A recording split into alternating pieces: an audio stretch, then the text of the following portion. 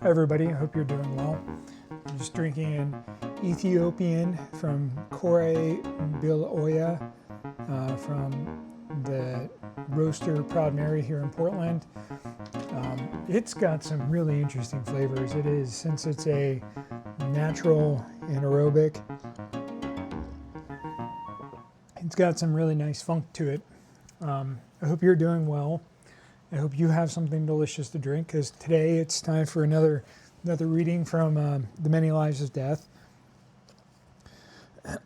This time we're going to be reading a fun little, well, I think it's fun little story about landing on an alien planet and everything going to shit. So, everything is hopeless. Fuck it all. Alarms blared. There's a hiss of air coming from somewhere in the cabin. Lights were flashing. The planet's surface was rapidly approaching. The baffling on the nose of the ship was on fire. Sweat poured down her face. The other two were out cold. It's up to her. She doesn't know what to do. They're all going to die. There's nothing for it. She looked at her hands. They were shaking. She closed her eyes and took a deep breath.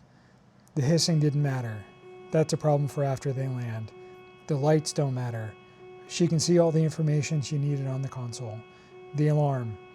There were a lot of them. She pulled up the alarm console. Anything with leaks, she ignored. Then she moved on to the ones that she could do something about. Speed. The other two were out because they were in a spin. Flatten out, then fix the spin. It wasn't just a spin though. It was a tumble. Fix the spin, then the yaw.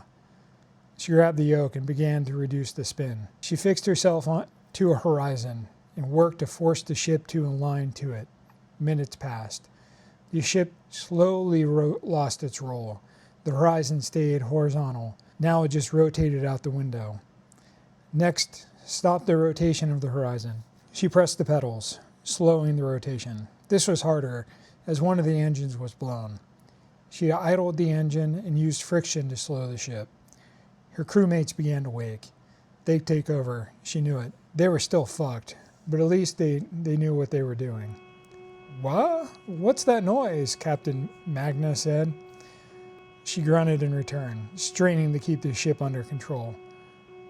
Holy shit, we're going to die, Magna screamed. What did you do? What did you do, Carter? Answer me. Carter gritted her teeth. I'm busy here, you asshole. I know we're going to die, but I'd rather do it after we land. Lieutenant Sohn groaned. Stop the spinning, holy... He lurched to his feet. He tried staggering somewhere. He almost got immediately thrown back into his seat, which was really for the best. Carter stopped the rotation.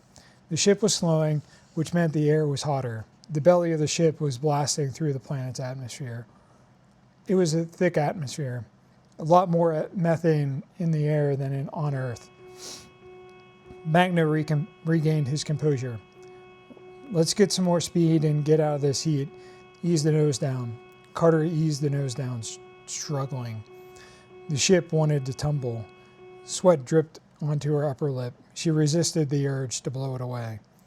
Sohn, check the engine. Try to figure out what's going on with it, Magna ordered. That's her job, though, Sohn whined. Magna fixed him a stern look. Your job was to get us on the surface safely. She's doing your job, so do hers. If we land, we will discuss this behavior of yours. We're WASA.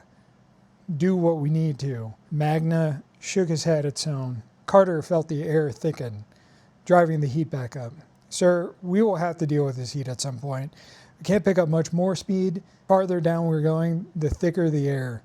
She pulled the nose up, leading speed, but spiking the heat immediately. I'll bounce up and down, sir, like a bird. She took a deep breath and set herself to riding that line between heat and speed. She could see smoke trailing behind her ship. Sir, Sohn interrupted her thoughts, the engine isn't going to be usable. We'll have to do whatever we need to do with one engine. A different pitched alarm spun up. Magna groaned. Carter, find a place that looks like we might be able to crash our escape pod. Carter laughed. There was a hysterical edge to it. Soane cleared his voice. "Stop it." Carter continued to laugh. "Stop laughing like that." As they continued to bounce up and down, they flew over massive clouds of smoke. The clouds have drifted far from the source. There was a strong wind, certainly fueling the fire. "My God, what is that?" Magna asked. "Whatever hit us," Carter stated. She banked as gently as she could at those speeds. There was a concentrated beam of energy blasting the surface of the planet. Smoke obscured sections of the beam and the surface. Carter flew past them, past the beam, and pointed the nose of the ship up the path of destruction. "Only strip of land we might be able to survive impact?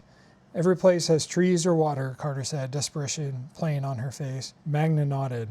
"I don't like it. We don't have much choice, though, do we?" Soane was punching some commands on a keyboard. He looked at the other two and grimly nodded.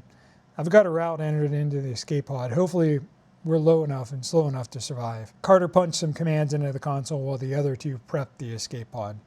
"Come on, Carter," Magna called over the comms. Carter hit enter on the keyboard, jumped up, and sprinted to the pod. She could already feel the ship losing stability. She dove into the pod. Magna slammed the door close button, and the pod ejected from the ship. Carter felt weightless for a moment. She grabbed the seat harness and pulled herself in. The view from the viewport was already tumbling. She was slammed in the seat as the stabilizing engines kicked on. The horizon settled. She held on for dear life as the pod navigated the air currents. The smoke was incredibly hot. The pod was drifting on temperature currents. Eventually, it settled over the massive scar on the planet and found a place that was relatively safe to land. The three crew members pulled themselves out of the pod. Carter collapsed onto the ground.